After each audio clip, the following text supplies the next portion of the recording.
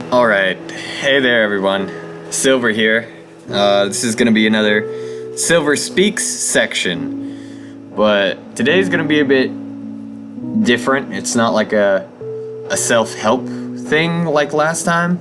This is gonna be about the state of online platforms. Specifically like how there's a lot of news or YouTube news about how a lot of people get these random copyright strikes and it's not even anybody else's content. It's their original content even. And people get copyright strikes for it, you know. I'm sure you've heard of a couple people.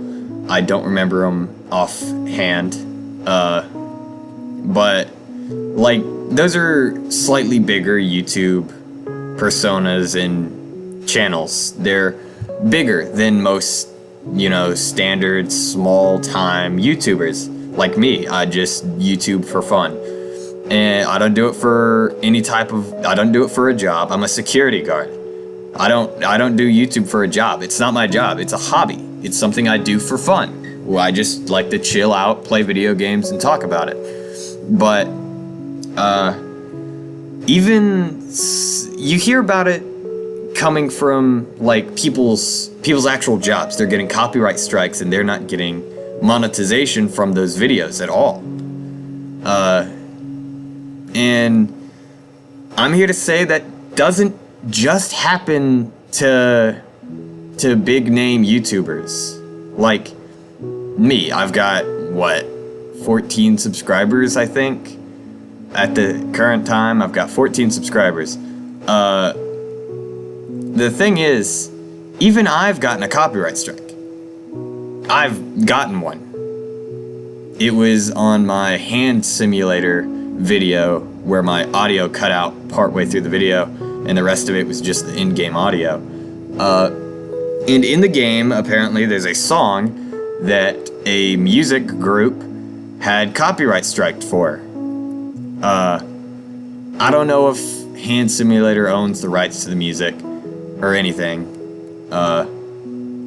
So I don't know. I don't even know if it's the song by the person that they're saying it is.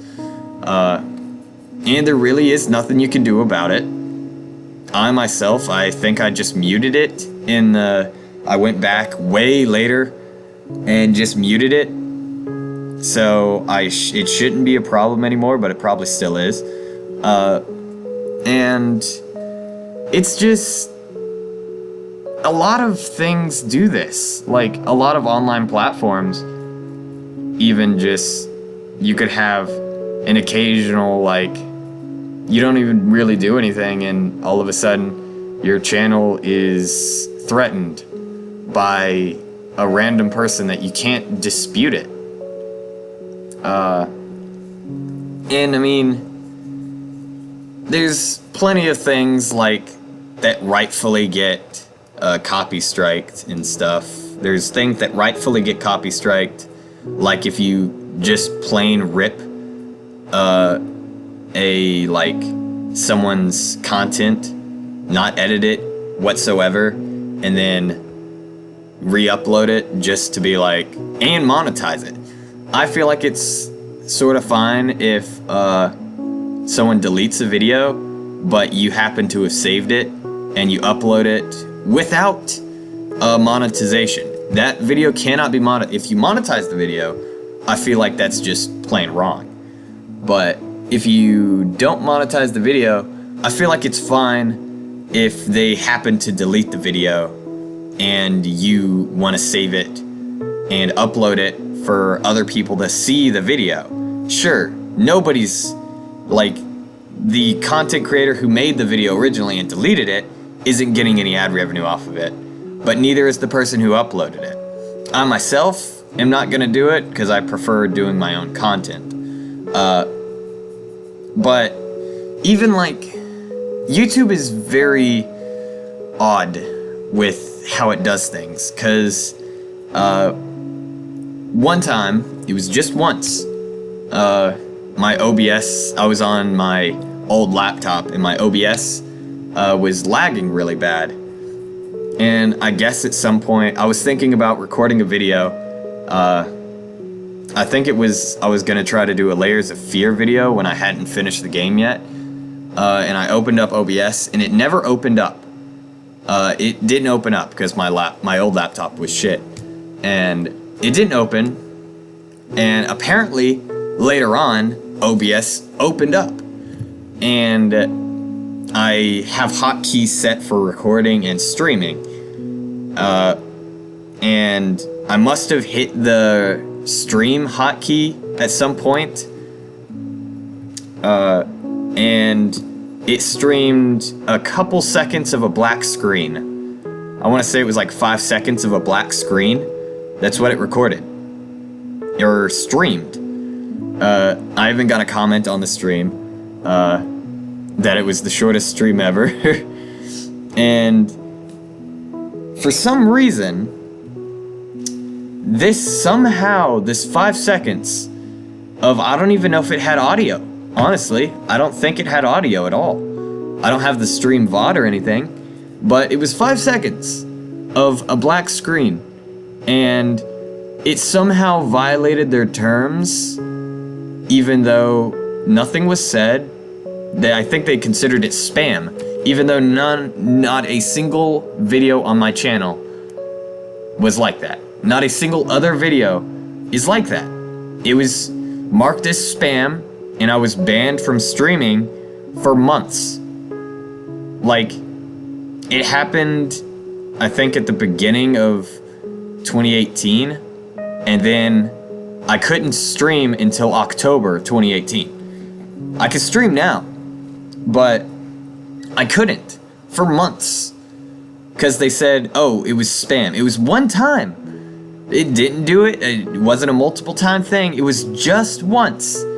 And it said, this is spam, we're deleting it, and you are not gonna live stream for several months.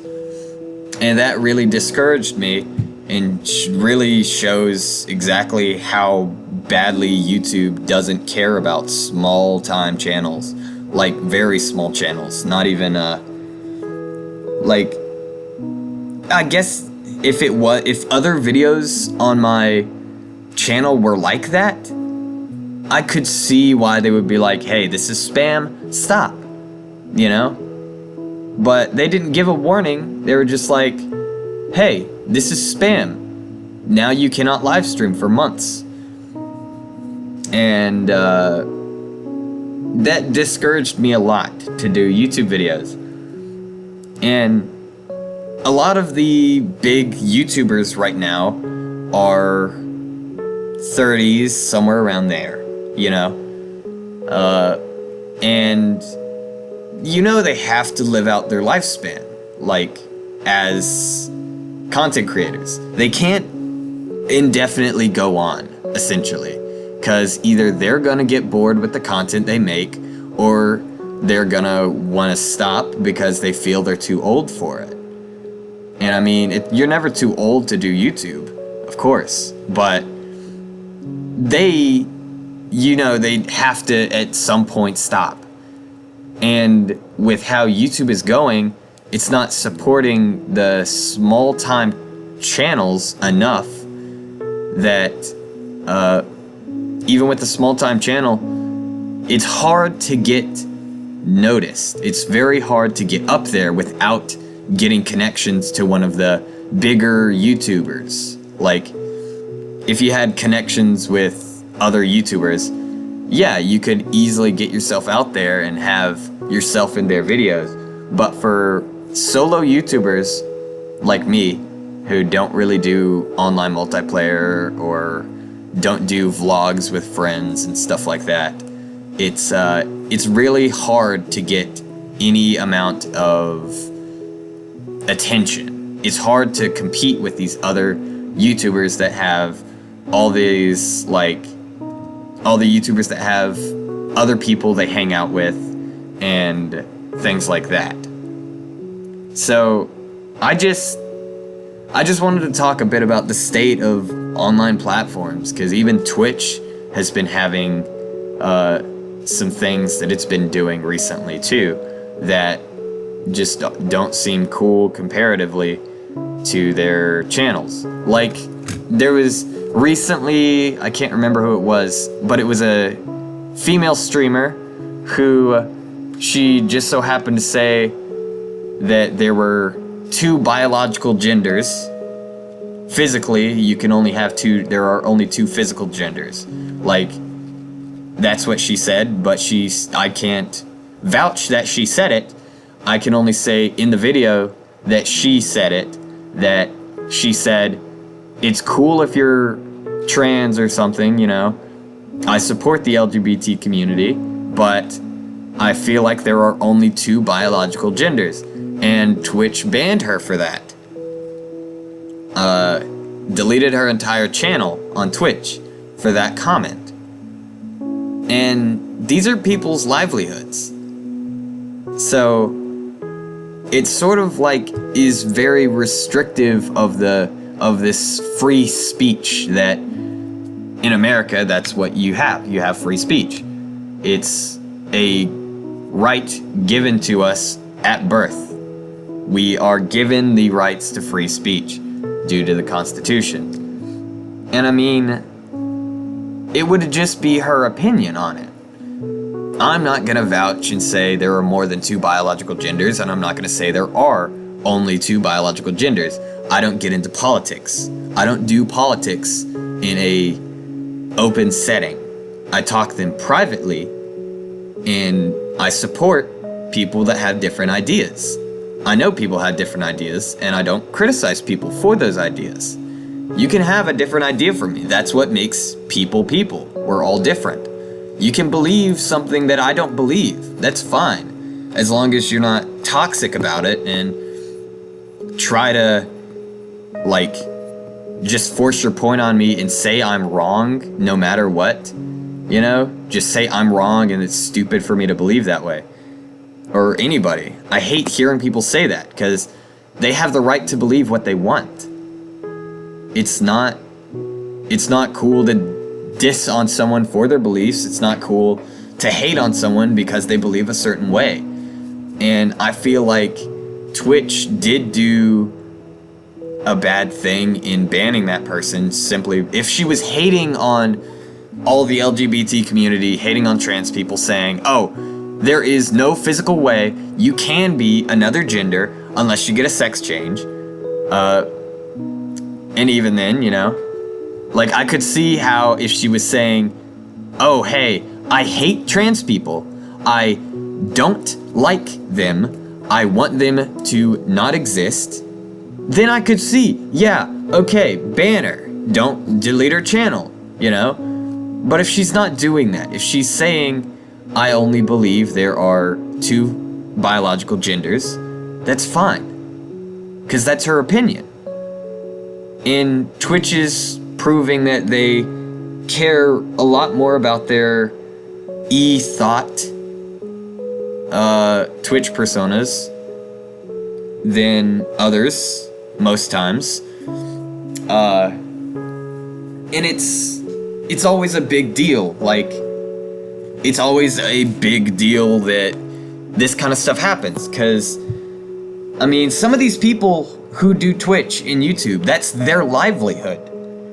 That's their job. They don't have a job outside of that. And you take that away, then they don't have a job anymore. Sure, most jobs are hire and fire on certain things. Like, some jobs you can be fired for expressing your opinion loudly. But this isn't a job like that. This is a job where your thoughts and your actions in your videos is yours. Nobody else can say that that's wrong, because you don't have a boss. You do have to abide by the rules set forth by the medium you're using. Of course, you have to obey the rules, but there's a thin line between obeying the rules and is actually, like Twitch, they blur the line very far that even expressing a certain kind of opinion is against the rules, apparently, based on them deleting this woman's channel. And it's just, it makes me sad to see this kind of stuff on the internet happen. Like, this is of course why people go to other mediums and stuff. And I feel like someone needs to create a better platform. Because, sure, YouTube is a really good, or kind of good platform for certain things. But if somebody copyright strikes your video, there's nothing you can really do about it except for dispute it. And if it doesn't go through, they'll ask if you want to dispute it again. And if you dispute it again, you have a chance that your channel will be deleted. If the other party says, nah, we're right in this situation, and then YouTube believes them, because YouTube has nothing to do with it. Like, YouTube doesn't have anything to deal with their copyright policy on their own platform, which is weird. You think about it, you think, oh hey, YouTube must have something to do with the copyright policy, and they can't do anything about it. They can't look into either matter. I mean, there have been YouTubers who were given copyright strikes for their own songs and their own voices. Like, I watched a video the other day, I can't remember the guy's name, his channel, or else I would link it. While editing, if I find the channel and the video, I'll link it in the description to all the videos that I could find that are related to the topic. But it's just, why would YouTube not have anything to do with their own network or platform in such a technical age? This is the age of technology. And why would YouTube not have anything to deal with their own copyright policy? Because free use is a thing. Like, you can transform content and it be completely different, essentially. And since you transform the content, then it's not copyright. You get around the copyright laws. You can remix someone's song and have your name on it as well as the other person's name and say it's a remix of that song. And that's completely, you could sell that, essentially. If you wanted to, you could sell a remix of a song on iTunes or something. Even if your voice isn't in it, you just remixed it. You just changed the beats, changed the tempo. You can do that. That's legal. But for some reason, YouTube has nothing to do with their copyright strike policy. And if you get 3 copyright strikes, at least for us small channels, I hear that some of the bigger channels can have more than 3. I've heard that. I can't verify it, but I've heard it. And if you get 3 copyright strikes, they take down your channel. And I feel like that's a bit wrong in itself. Yeah, if you're getting copyright strikes for the right reasons, I could see them just demonetizing your content, not deleting your entire channel.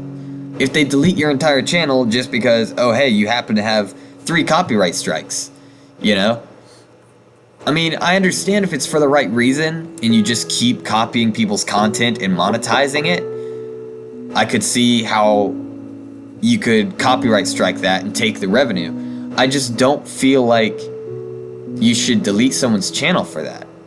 Because if you delete their channel, then neither YouTube nor the person copyright striking people or the content creator is getting any money out of it. No one in the entire party is. If they leave up the channel, let them keep uploading, and occasionally, you know, if there's another copyright strike, YouTube and the company that copyright striked them gets all the money out of it. I mean, sure, the content creator is gonna be sore and bitter about it. They might stop uploading eventually if they aren't like me and just upload occasionally. I monetize my videos, but just because maybe I'll make it big, maybe I'll make a couple cents off of a ow, I bit my mouth. Make a couple cents off of a video, you know? Maybe I could. Who knows? I don't plan on getting to a big channel. I just do this for fun. So it upsets me to see all these online platforms not respecting other people's rights or not being involved enough in their own policies to help out a content creator that's having issues with, like, copy strikes, for instance. Because if a company is copy striking your videos, you really can't do anything about it. If you dispute it and it's rejected, then you dispute it again and you have a chance to lose your entire channel. And YouTube doesn't care. YouTube doesn't care if your entire channel is deleted, apparently. But they do care about getting that money, of course. They care about all of those ads. And it's just, I don't understand it. I dislike a lot of the things about these systems. I hate certain things about these systems that they could do better on. Like, they could do better on it. Like, YouTube could be over the copyright policies. They really could. They could be like, they could essentially be the third party that views both persons' content, or both content, like, oh, this video has a copyright strike at this part in the video, like, and what do you give me the evidence saying that this is something of yours, essentially. The company that's copyright striking the content creator, YouTube could be like, hey, show me your proof that this is not transformative or this is a straight rip and that it deserves to be copyright struck. They should have an entire division of YouTube devoted to that. But they don't, because they clearly don't care enough about the content creators on their platform that they will get involved in copyright disputes. Because, you know, YouTube is very wealthy, comparatively. Like, the people who own YouTube are probably millionaires, just sitting there, like, sitting on a stack of money, don't know what to do with it, for real. And the fact that they don't take the time to make a system where the company that is trying to the company or individual trying to copy strike a video shows proof that this video is violating copyright laws. Like, they could do that, but since they don't, it's very disappointing. It's not anger, it's simply disappointment, which, in my opinion, is a lot worse than anger.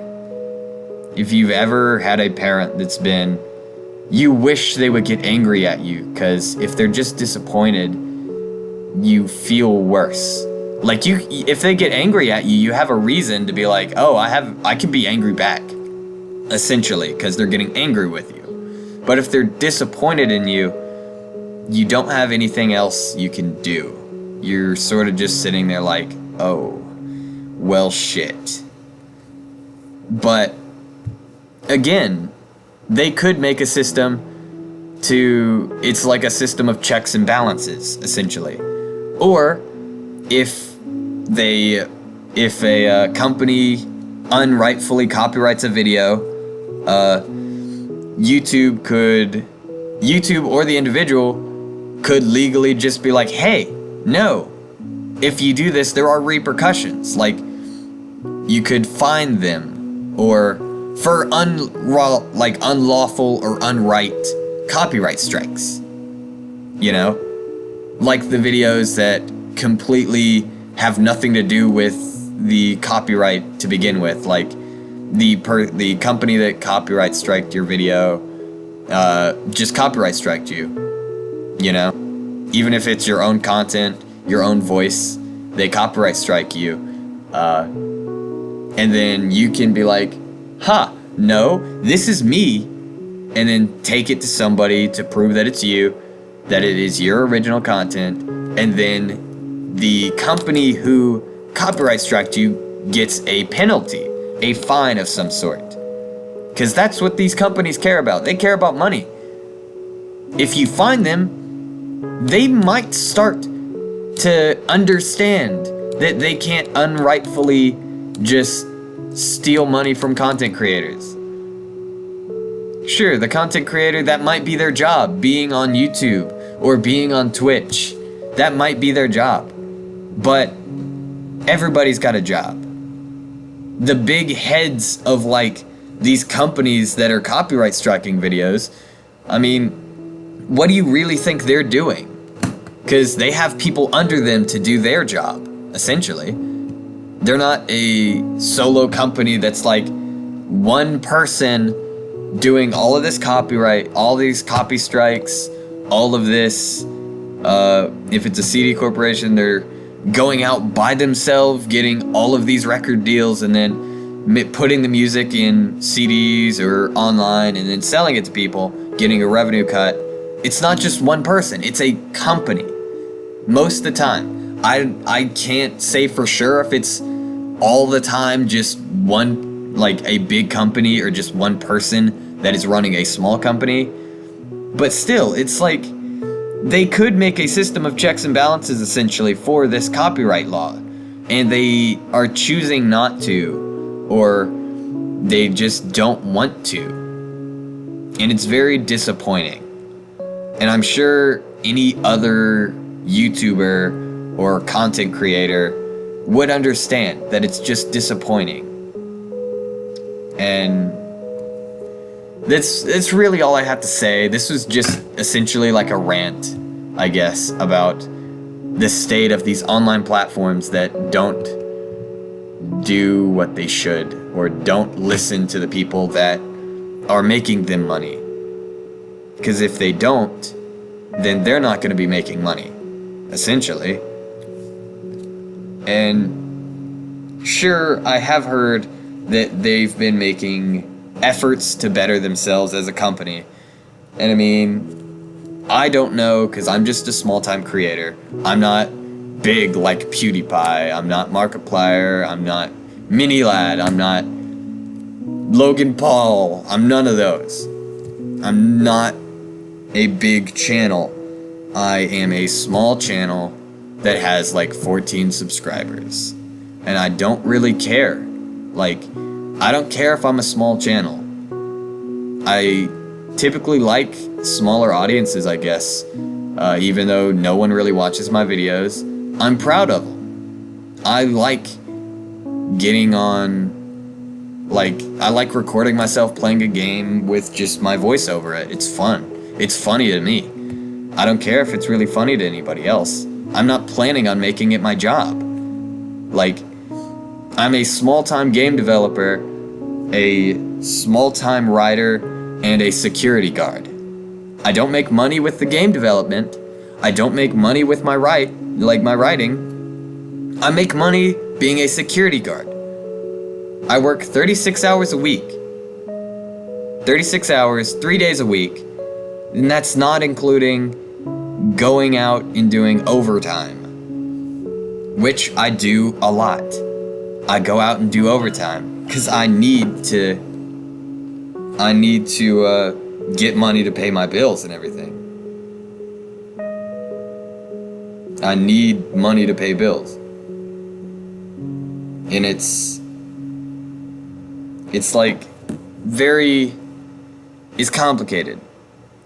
It'd be good to get a little bit of extra money, even if it's a couple a couple cents per video, even, that'd be fine. It'd be good to get a little money out of YouTube. I don't care about getting any money out of YouTube.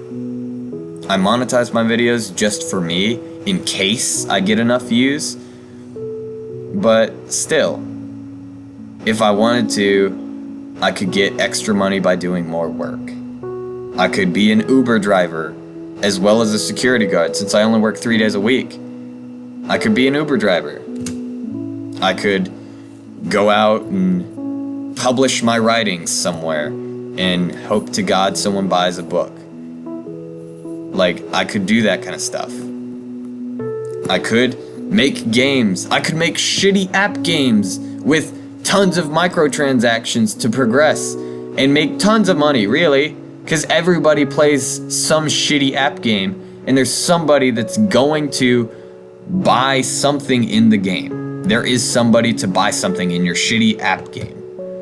Trust me. There will be somebody to buy money in your shitty Candy Crush knockoff, your shitty, oh hey, tap this fucking screen and hope and just, you'll get somewhere maybe eventually.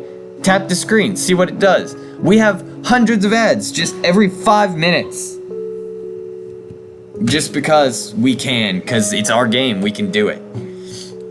And it's just, sorry, I went off on a tangent, but again, that's all I really wanted to say is I'm disappointed in the state of online platforms in how they treat the people who make them money. I'm disappointed in them, and I'm a small-time channel, and I just wanted to say even small-time channels we feel the effects of these stupid copyright stuff and the effects of YouTube completely not caring about their content creators. We feel the effects of it too, not just big name YouTubers. And that's really all I wanted to say. Sorry today's Silver Speaks is so long. I just had a lot I wanted to say, I guess. But I'm gonna try to upload more frequently. I got a couple new games, and I just wanted to essentially say what was on my mind about YouTube and everything. So, if you like the video, smash like, hit subscribe if you want, leave a comment, tell me what you want me to play, tell me if you want to hear me talk more, any of that. And I'll see you guys in the next one.